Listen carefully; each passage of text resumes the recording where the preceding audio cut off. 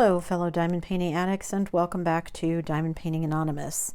Today I am here to show you the finish of my Fansells leaves, and I will stick a picture over there of the original artwork so you can see it. This was a 30 by 30 round, and it was from Fansells. As I said, it had 22 colors. I'm going to dekit these, and I'm going to do this a little bit differently. I'm going to start from the back. So let me find 38, 37. And these are in round. And I went through a while ago and put all my baggies together so that I would have bags even if it was a color I didn't have yet, so I could just dump and go. So I used my Harbor Freight storage containers for this, and those turned out really well. Actually, really like how they work. I do have trouble sometimes with them kind of dropping the drills. They get caught in the lid back here. So like when there's a lot of drills in there, if you do that, so they get caught in the lid up there. When there's not very many, you can kind of knock them down and put them out of the way, but sometimes that gets a little difficult when there's a lot of drills in there. So I'm just pulling them all out so I can go ahead and put them away. So then I need 38, 22. I just thought it would be easier this time for me to kind of go backwards this time.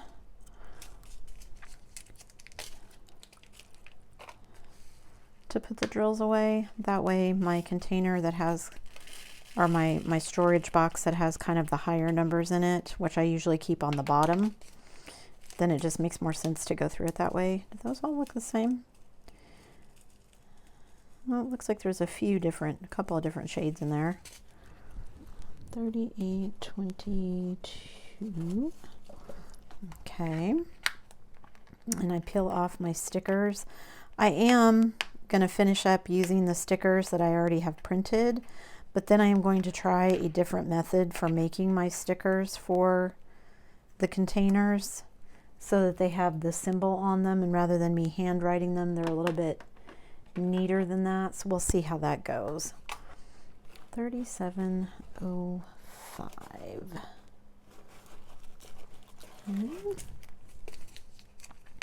And this time when I was doing it, this painting did not take me very long. It only took me about 8 hours of working time.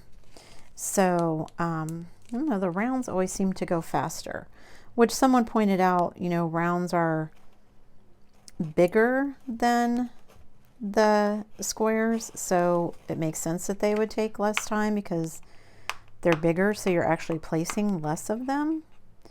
But I also think it has to do with the fact that you're not being as precise with the squares or with the rounds as you would be with the squares, just because they don't have to match up exactly, and so there's a little more leeway in how you place the rounds than there are the squares. Or maybe I just made that whole thing up. I don't know. Browns seem to go faster for me anyway. I will say that. So, and this was just a small project that I did in between some other bigger projects. I am currently waiting on some replacement drills. And so until I get those, my other project is kind of stalled, which is not the greatest, but what can you do, right? My other choice is to use some drills that have issues and spend a bunch of time kind of picking and choosing, and that just didn't sound like any fun. So I'm going to wait until I get the replacement drills to work on that project. So, and 973. So I am waiting on those, and trying to keep myself busy. So I thought that I would do some of these small ones, both to kind of get them out of my stash as well as have something to work on. I am contemplating doing some sort of slash the stash challenge or something where let's see, 891. I think I'm done with this box. Yep. Okay, so I'm done with this box. So let me move this box out of the way. Some kind of slash the stash challenge where I set aside 24 hours and then just see how many of these kind of small 30 by 30s or 25 by 25 or 30 by 40s that I can get done in 24 hours. I think that would be fun, just to see how much I could do, as well as, like I said, kind of get through some of the stuff that's in my stash so that it's not hanging around anymore. Plus, there'd be lots of cool things for you to look at. I don't want to do it live on YouTube. I think just because I think that would be too difficult, trying to do a 24-hour challenge. Also, I'm old and I don't know if I want to do a 24-hour challenge where I literally stay up 24 hours in a row, because I'm old and that's really hard on me. So I was considering doing something where it's 24 hours, but I just keep track of my time as I'm diamond painting. And then I give, you know, updates on Instagram or something to let everybody know what I'm doing. I'm also considering whether or not I want to do that same thing with my Diana, my Josephine wall that I'm working on, just because I've been saving her for kind of the whip-in chats that I've been doing. And while I like doing it and I like kind of dragging it out, I guess, and if you guys can hear that car, I'm so sorry. My neighbors are ridiculous. Anyway, I would like to get some of that Josephine wall done, just so I could feel like I made some progress on it, because I know it's going to be a big project anyway. And so doing something like that where I like dedicate 24 hours to it, just to kind of push through some of it, sounds appealing. I don't know if it would sound appealing after I had done it for 24 hours, but it sounds appealing right now anyway. So let's see, 762. I'm getting several of these colors that I've never had before, which is good.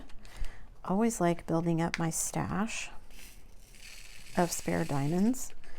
One of these days, that's one of my projects too, is to order a canvas from Heaven and Earth Designs and then use my spare drills to complete the canvas.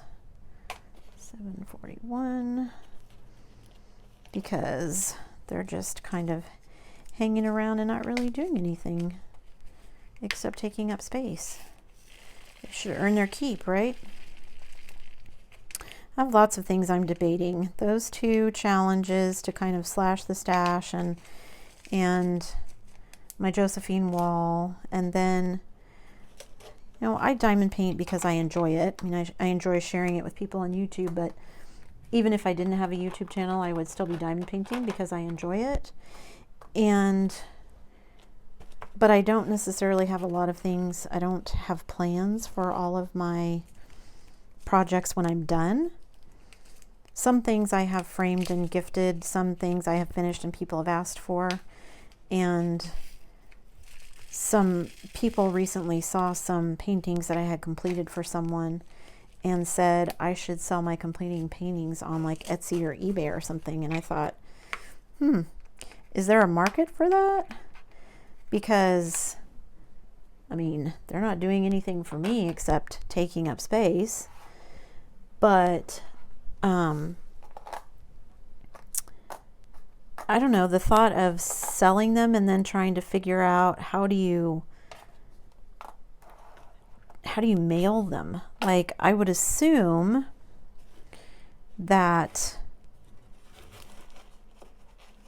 I would want to sell them unframed, because that would just make them ungodly expensive to mail someone a framed diamond painting. So I would assume you would want to roll them up. However, I don't seal my diamond paintings. I don't want to seal my diamond paintings. And so what do you do? How do you keep the drills from popping off while it's in transit to some place, if it's already been completed? I mean, I guess I could seal it, but that seems like a lot of work if I don't know that somebody's going to purchase it. So I guess, is there like a sold as is? If anything happens in transit, it's on you. No takebacks, no refunds, no exchanges. This color right here was my favorite color in this kit. I just love this kind of pale pinky lilac-y color.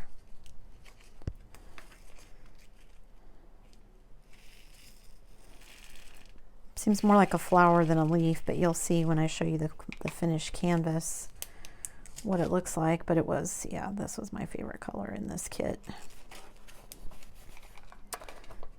I saw another YouTuber today had done a video on her storage, and she uses the same kind of system that I do with the shoe boxes and kind of everything in the baggies and everything. And I'm so glad that I spent the time to go through and kind of redo mine when I did, because I don't know if I have the energy to do that now. I'm off for the summer, and the thought of doing anything that seems remotely like work is just not appealing at all. And I say that, and I spent several hours today doing some work-related things, because when you're a teacher, even when you're off for the summer, work never ends. Lessons still have to be planned. I've got things that I need to do in the classroom, things to get ready for next year. And right now I just want to kind of enjoy my summer vacation. I gave myself a couple of weeks off, but I'm now to the point where I'm feeling guilty because I haven't done anything. So I had to do some things. Whoo, I've got several colors in there. Looks like I'm about to add a third. It's kind of crazy to me, all these different colors that are supposedly the same DMC. Which I get why, but so you've got this one kind of darker brown, and then this kind of orangey brown, and then this light brown, and they're all supposed to be 436. Of course, I was just telling my husband I learn something new every day when it comes to diamond painting. I did a video not too long ago about rulers. The rulers that you can buy for diamond painting that help keep your drills lined up. I'll put a card up there so you can find it if you're interested. And I got 3 different rulers, 2 round ones and 1 square one, and I couldn't get any of them to work with the canvases that I was working on. And someone on Instagram said that there were the different sizes work with different companies' canvases, and told me which canvas they thought worked with a particular company. And then I had somebody else tell me that there's actually 4 or 5 different sizes. And I guess just through trial and error, you figure out which companies are which size, which seems crazy. I thought they were all supposed to be a standard size. I thought round drills were 2.8 millimeters in diameter and square drills were 2.5 millimeters. But apparently that's not how it works. And then I also just yesterday or today got an email from Treasure Studios Art, who I've ordered from, but I haven't done any of their kits yet, that they have changed drill suppliers. And so Previously, their round drills were 2.5 in diameter, millimeters, and now they're going to be 2.7, because I guess the place that they were buying them from had production problems, and now they're, I don't know if they're out of business or they just finally decided because of the production problems to go elsewhere. But anyway, so their drills are going to be 2 different sizes. So the email was to let people know, if you need replacement drills for anything, you need to make sure you check what the purchase date was, because your drill size might be different and they don't want to send you the wrong ones, obviously, especially if you're like me and live in the US and they're coming all the way from Australia. So I guess even the drills don't have a standard size, which is kind of crazy to me. But I guess that's probably why people find a particular company that they like and then they stick with that company, because the drills are different sizes and you like the ones that you're, the quality and whatever that you're, the size that you're getting, then why look elsewhere, right? All right, this is my last color, number 315. This was my least favorite color of this kit. I didn't write that down in my logbook though. I've seen several people making logbooks recently. Somebody came out with one in a disc bound system, which I use planners, and that's the system I use for planners. So I've been using my spare pages from my planners for that. So I have to show you my logbook. Okay, so that's all my drills. I can put my lovely little box away. And then I will share with you my trash from this kit, which is not much at all. As you can see, this is all the trash that I had. It's not a very big kit, so I just didn't have a whole lot of trash.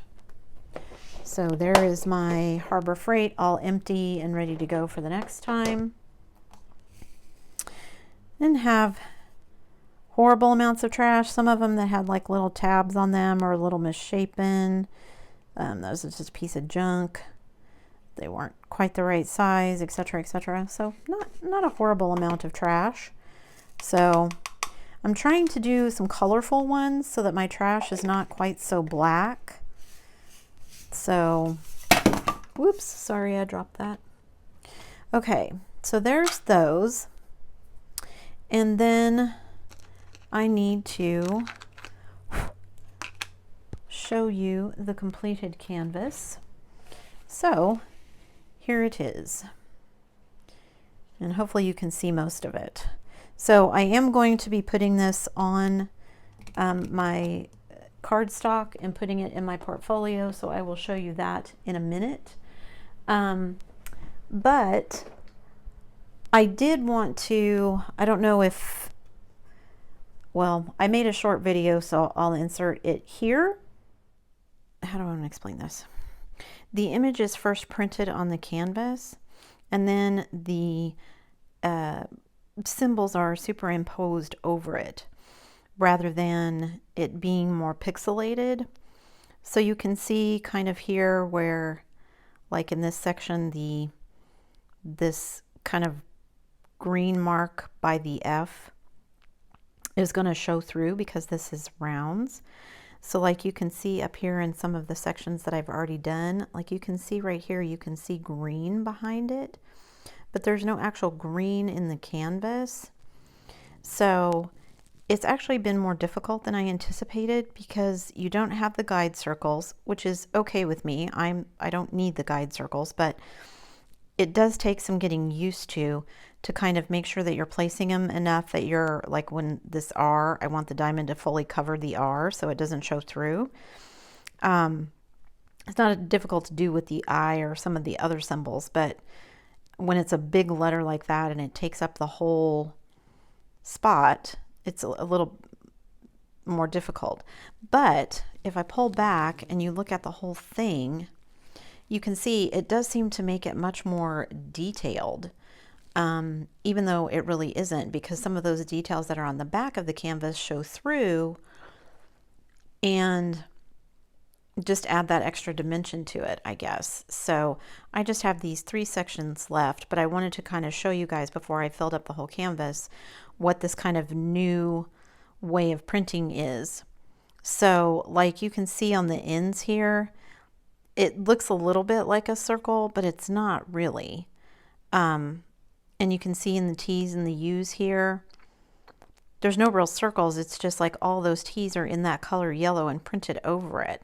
So it's like they print the image first and then they print the symbols over the top of it. So it ends up making the round paintings look a little more detailed, which I guess has been one of the complaints of people, right? So anyway, I think it's cool. I'm curious to see how many other ones I've gotten in this same order, because I think I ordered 5 paintings at the same time. So I'm curious to see if they're all like this, or if some will be like this and some will be kind of the old ones with the guide circles, training wheels, etc. So we'll see. But anyway, I wanted you guys to see. So I'll be back when I'm done. So you can see in that video that there's lots of details kind of on this canvas that show through behind the drills that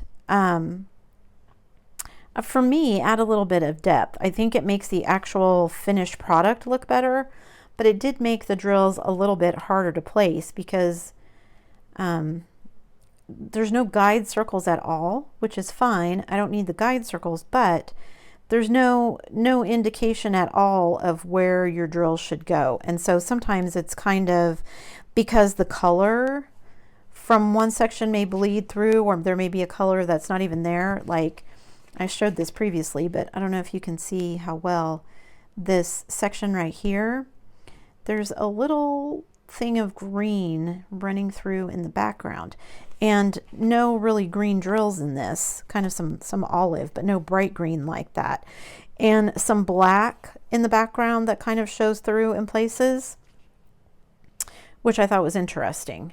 But it is done. It's cute, and I'm happy with it. I got to spend time diamond painting.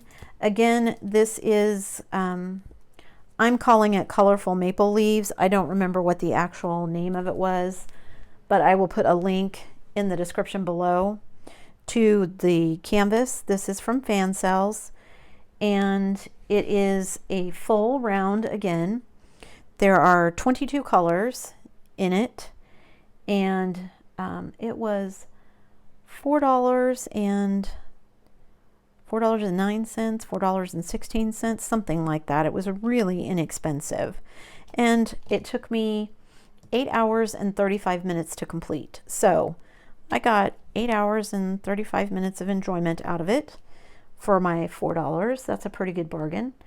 I started it on the 30th and I finished it on the 1st. So it just took me a couple of days to find it, or to finish it. And yeah, I really enjoyed it. So I am going to cut off the edges here so that I can put it in my portfolio.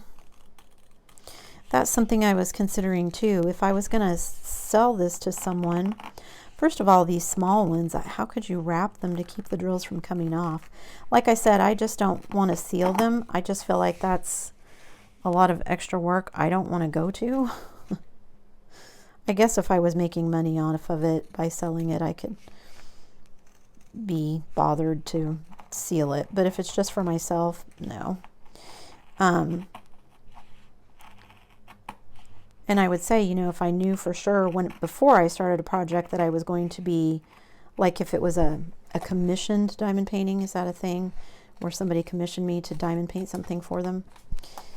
Here's a kit I bought. I don't want to do it, so if you do it for me and then I'll pay you. Then I could, if I didn't seal it, I could save the extra drills, the spare drills that were left, and send that with the canvas. But at this point, you know, when I'm filming these Dekits, I'm putting them all away and putting them in my spare storage. So I would have to know ahead of time that I was going to be doing that so that I could, you know, send them the extra drills so that if something did fall off while it was in the mail or whatever, being shipped, they would have replacement drills for it. I don't even know if they'd want that though. Like if you can't be bothered to diamond paint and you've paid someone else to do it for you, would they even care? I mean, in my mind, it would be better just to put it in. That looks really good. Now I could put it any way I want, because I think this is the way the picture went, but I could put it any way I wanted. Do I like it better another way?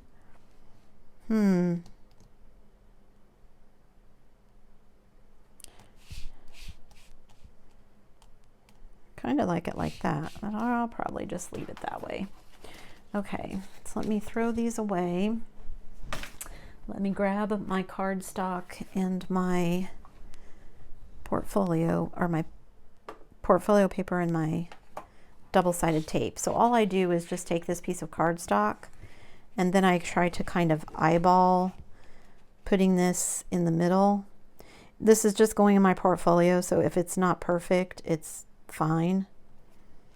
So I maybe need to cut off this edge a little bit better though. Let me do that so there's not so much white showing.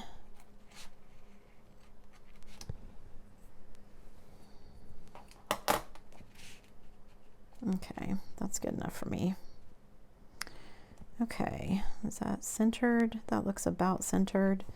So then I just take my double-sided tape and I put it on the canvas the right direction so that the tape actually sticks. And then I will just let it kind of flop down and I will press it into place. So there's the top of it, and then I will put a small piece of tape in the middle, which did not come off there. There we go. And then another piece up here. And then I will just kind of let it roll and place it flat. And then it is ready to be put in my portfolio book, which, let me grab that. I don't remember the size of this portfolio book. I want to say this cardstock, if you're in the UK, is A3. I don't know what that translates to in the US, like 11 by 13. No, 11 by 17 maybe, something like that. Okay, so let me get this open, and then we just stick this in here and slide it in. And there we go. Now it's in my portfolio book. So it'll stay in there, it'll stay nice and neat. And there's a couple of other ones I've done. There's my Russian houses with their little onion roofs that I love so much. And sorry, I bumped the camera. A little dandelion painting that I did. So that is the Fansells Colorful Leaves. If you like this video, don't forget to do all the things on your way out. Give me a thumbs up. Hit the subscribe button if you haven't already. That really helps out my channel. And hit that bell notification icon so that you can be informed of future uploads. And as always, thanks for watching.